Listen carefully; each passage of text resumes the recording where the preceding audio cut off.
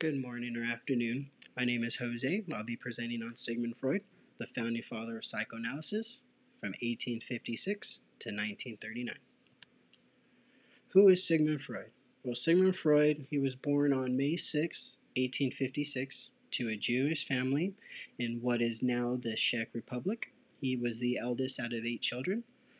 He originally wanted to be a law professor, but ended up being interested in medicine, where he would go to the University of Vienna in 1873, graduating with an MD in 1881. So he is an Austrian neurologist. He developed a fascination with neurology and trained in neuropathology at Vienna General Hospital. One of the most influential and well-known figures in psychology, due to most of his theories and work.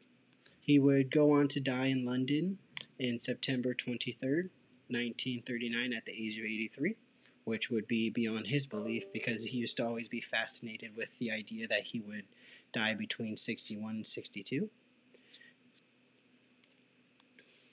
So one of his theories was the psychoanalytical theory. So Freud was fascinated by patients suffering at this time from hysteria and neurosis. Hysteria at this time was an ancient diagnosis for disorders, primarily in women, that included physical symptoms and emotional disturbances, yet there was no physical cause. He theorized that many of his patients' problems arose from the unconscious mind.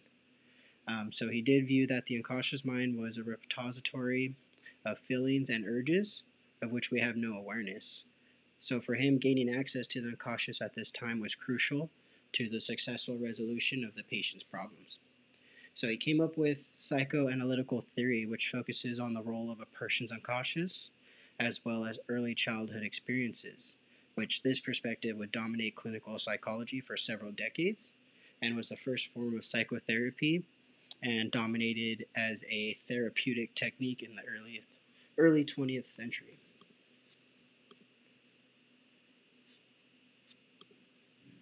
This leads us over to psychoanalysis, which was the talk therapy that we see today. He was the founding father of psychoanalysis, which at this time was a method for treating mental illness and a theory for explaining human behavior. Freud believed the unconscious mind could be accessed through dream analysis by examinations of the first words that came to people's mind and through seamlessly innocent slips of the tongue, which would become known as Freudian slips, which we'll talk a little bit more about. The method of psychoanalysis involves patients talking about their experiences and their selves. It wasn't invented by him, but was popularized by him and is still used today. So what we might see in a psychoanalysis office is a patient lying on a couch, speaking of dreams, childhood memories, and they would be using a lot of Freudian methods such as free association and dream analysis, which we'll talk a little bit more in depth a little bit later. And many therapists strongly believed his idea about the cautious mind and the impact of early childhood experience on the person's life and their behaviors. The next we'll talk about was his theory of personality, specifically the id, ego, and superego. He believed that personality was made up of these 3 key elements, the id, the ego, and superego, with the id being the primal desires that we have in our minds, the ego being the balance between the id and the superego, also known as the societal norms and morals, which is reality. And then there's a conflict between these 3 parts within us that makes up our personality. So the id's like, I want to do that now, while the superego's like, it's not right to do that. And then the ego is like, well, maybe we could compromise and find a balance. The next theory he talks about is a theory of psychosexual development, which he believed that personality is developed through 5 different stages of the erogenous zones where sexual energy is focused, with stage 1 being the oral, birth to 1, with the mouth being the primary source of pleasure and gratification, such as chewing, biting, and sucking. Stage 2 being the anal, which is 1 to 3 years, which is the anus is the main focus of pleasure, with bowel movement and bladder control, so toilet training.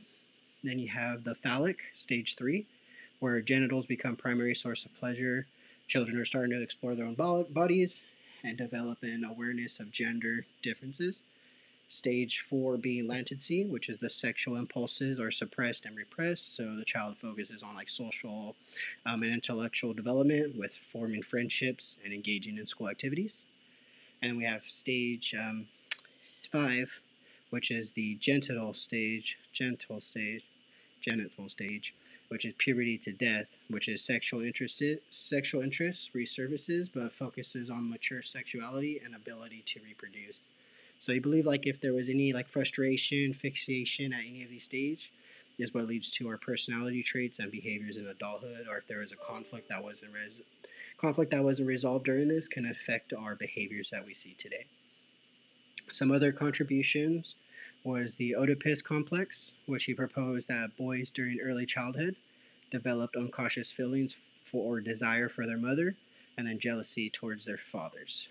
He believed this was a key stage in personality development.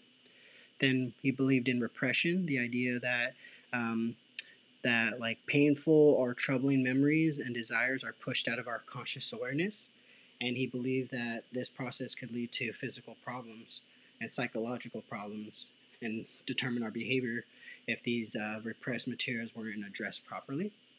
Then we have the Freudian slip, which is the unintentional mistake in speech, writing, or action that is supposed to reveal a person's hidden thoughts or desires. So it exposes like our unconscious motivations or feelings. Then there's free association, where Freud believed in free association, where patients are encouraged to speak freely about their thoughts without filtering or judging them, so that this can help them uncover hidden thoughts or unresolved emotions that they might have.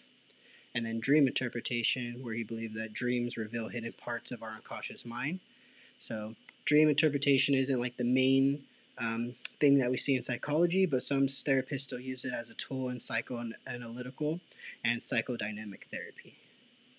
Some of his influential books was The Interpretation of Dreams, which is a foundational work that explores the nature of dreams and the connection of the unconscious mind, and as stated earlier, how dreams can expose our desires and conflicts. The Psychopathology of Everyday Life, which examines everyday occurrences like the slips of the tongue, forgetfulness, accidents, and arguing that these events reveal our unconscious motives and desires. Then we have the 3 essays on the theory of sexuality, which explores the development of sexuality, focusing on the impact of early childhood experiences on our personality and mental health. Then Civilization and Its Discontents, where he examines the conflict between individual desires and the demand of society, so how there's a cost and benefits of civilization. The id and ego, which we briefly talked about, so it's like the struggle of our psyche, outlining the roles of the ego, the id, and superego in shaping our personality and behavior. And then the one that's well known is the General Introduction to Psychoanalysis, that was published in 1922, and discussed the ideas of psychoanalytical therapy, which we talked about earlier in the first slide. And then some of his importance and why he is a big contribution to psychology. So he was the founding father of psychoanalysis, which was a big time to help us determine the treatment for mental illness, and was a theory for explaining some of these human behaviors that we were seeing without seeing a physical cause for those. His ideas were influential, especially in lifespan development, personality, and therapy. His groundbreaking theories have a significant impact on our comprehension of human behavior and mental processes. His historical significance and contribution to clinical practice merit his inclusion in a discussion of the hysterical movements within psychology. And then his persistent pursuit of knowledge and the unshakable commitment to exploring the nuances of the human psyche, even though he encountered strong resistance and debate, led to his inventions revolution our understanding of human development and mental health. And then his work opened the doors for a deeper investigation of the hidden aspects of our mind for the upcoming generations of psychologists, researchers, and doctors. So his contribution to psychology is big, even though there was a lot of pushback and controversy. And these are my references. Thank you for your time. Have a blessed one.